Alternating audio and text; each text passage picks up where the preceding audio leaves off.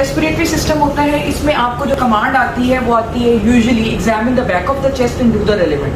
Front भी आ सकती है लेकिन ज़्यादा जो होती है वो बैक ऑफ द चेस्ट होती है, क्योंकि फ्रंट के ऊपर चूंकि हार्ट आ जाता है तो इसलिए कुछ फाइंडिंग्स मिक्सअप होने के चांसेस होते हैं। फिर बैक के ऊपर आपको तीनों जोन्स या तीनों लोब्स जो है वो आपको इजीली ऑस्कल्टेट हो जाते हैं। यूजुअली कमांड जो होती है वो बैक ऑफ द चेस्ट। तो इसमें वही कि आफ्टर टेकिंग कॉन्सेंट आपने इंस्पेक्शन करनी है, then palpation, then percussion and then auscultation, वही स्टेप्स हैं। ठीक है, इंस्पेक्शन पहले एक जर्नल इंस्पेक्शन होती है, मैंने आप सब लोगों को बताया कि लुक आपने देखनी है मरीज की कि कैसी है, उसकी कोई ब्रेंडा तो नहीं लगी हुआ, कोई कैथेटर तो नहीं लगा हुआ, कोई वो एंशियस तो नहीं है, टेकिपनिक तो नहीं है, पेल लुकिंग तो नहीं है। यानी जनरल एक बर्ड्स आई व्यू एक आपकी इंस्पेक्शन होनी चाहिए। जैसे जब मैंने इस मरीज को देखा तो मुझे ये लगा कि शी इज पेल, बट पेल है, ठीक है ना, इसका कलर जो है वो उस तरह का कॉम्प्लेक्शन नहीं है जिस तरह की नॉर्मल होता है। ठीक है, उसके अलावा कोई आईवी लाइन वगैरह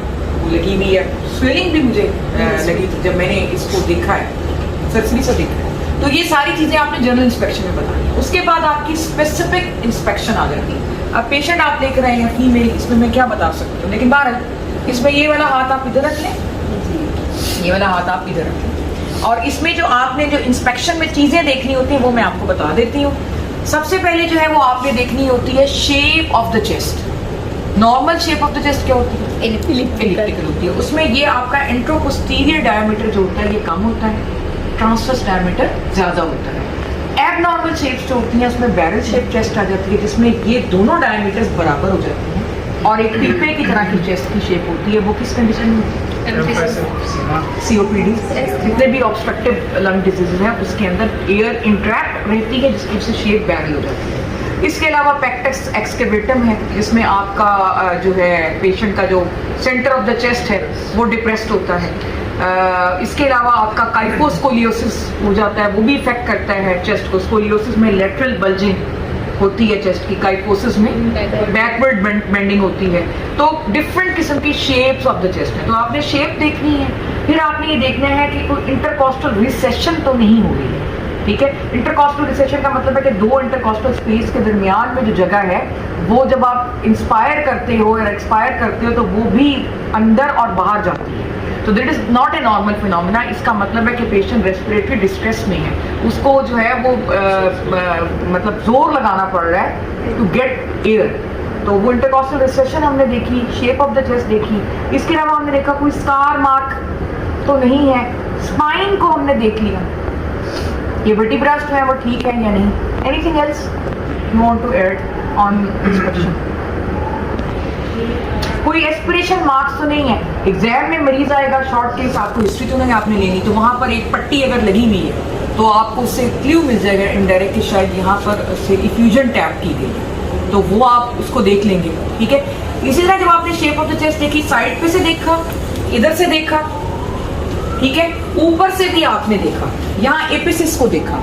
एपिसिस जो होती हैं वो आमतौर पर फ्लैटेंड हो जाती हैं। अगर ट्यूबरक्लोसिस हो या कोई भी लंग का प्रॉब्लम हो तो बाज़ वक़्त एपिसिस जो होती हैं वो आपको फ्लैट मिल रही होती हैं, अंदर की तरफ डिप्रेस्ड मिल रही होती है। तो ये सारी चीज़ें जो है वो शेप देखने के बाद, anything else which you want to add in inspection you can add now.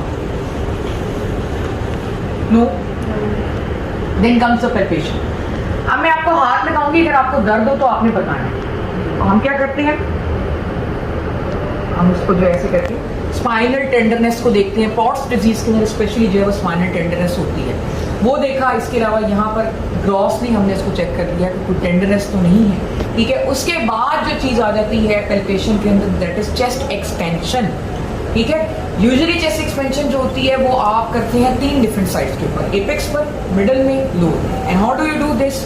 आप इस तरह करते हैं कि अगर आपने एपेक्स की करनी है तो आप इस तरह से रखेंगे अपने हाथ और अपने थम्स को देखेंगे। लंबा सांस लें, लंबा सांस लें। आपने थंब की मूवमेंट देखनी है ऊपर और नीचे, दोनों थम्स अगर इकट्ठे मूव कर रहे हैं तो इसका मतलब है चेस्ट ऑलमोस्ट इक्वली और सिमेट्रिकली मूव कर रही है। Then you come on the middle, आप यहां से चेस्ट को पकड़ेंगे, ठीक है, और उसके बाद पेशेंट को कहेंगे लंबा सांस लें, लंबा सांस। दोनों थम्स जो हैं आपने देखना है कि वो इकट्ठे अंदर और बाहर जा रहे हैं या नहीं। अगर वो इकट्ठे अंदर और बाहर जा रहे हैं तो इसका मतलब दोनों साइड्स ऑफ चेस्ट जो है they are moving symmetrically. Then comes the lower zone, lower zone में भी सेम इस तरह ही करना है, लंबा सांस लें। तो ये आपने इस तरीके से किया। इसके अलावा आप इंचेस टेप से ग्रॉस एक्सपेंशन ऑफ चेस्ट भी चेक करते हैं। आप निप्पल के लेवल के ऊपर इंचेस टेप रखते हैं और उसके बाद देखते हैं, पेशेंट को कहते हैं डीपली इंस्पायर करे और एक्सपायर करे और वो देखते हैं कि कितने सेंटीमीटर वो मूव कर रही है, ठीक है। तो ये आपकी जो है वो पैल्पेशन जो है वो आ जाती है। Anything else in the palpation? कुछ लोग वोकल फेर्मेटस भी पैल्पेशन में कर लेते हैं, बट आई ओमिटेड। यूजुअली होता ये है कि वोकल फेर्मेटस मैं इसलिए ओमिट करवा देती हूँ क्योंकि वोकल रेजोनेंस में आपने वही चीज़ करनी होती है, so just ignore it. Percussion आ जाती है। परकशन जो होती है वो यूजुअली हम एपिकल एरिया की करते हैं, upper zones, middle and lower and compare, साथ साथ कंपेयर करते हैं। एक्जिलास में ज़रूर आप परकस किया करें या जो भी ऑस्कल्टेशन किया करें एक्जिलास में, क्योंकि एक्जिला के अंदर आपके तीनों लोब्स आ रहे होते हैं, अपर, मिडल एंड लोअर।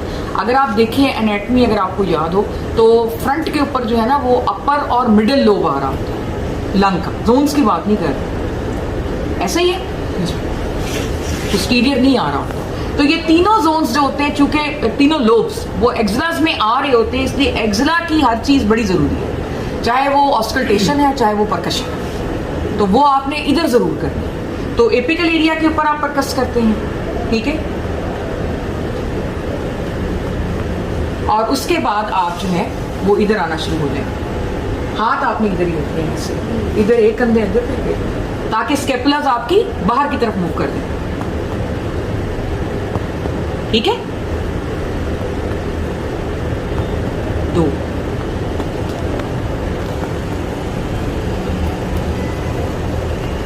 और एक्जिलास ऊपर रखें हाथ,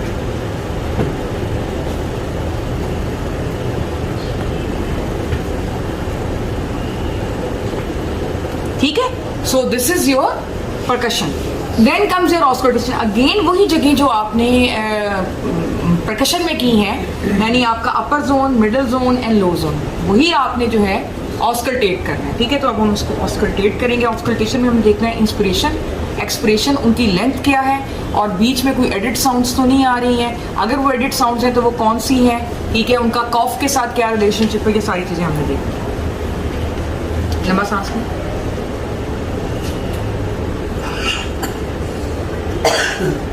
लंबा सांस लें।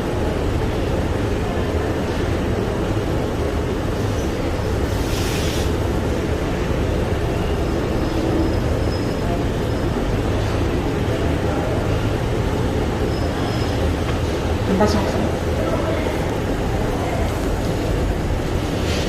लंबा सांस लें।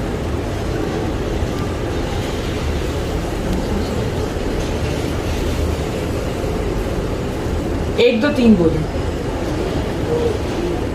1 1